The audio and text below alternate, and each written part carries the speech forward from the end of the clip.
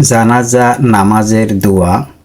আল্লাহুম্মা গফিরলি হাইয়িনা ওয়া মাইয়িতিনা।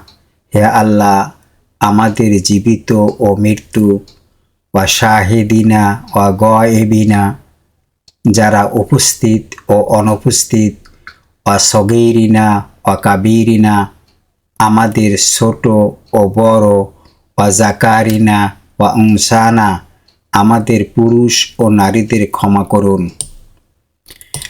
আল্লাহুম্মা মান আহিয়াইতাহু মিন্না।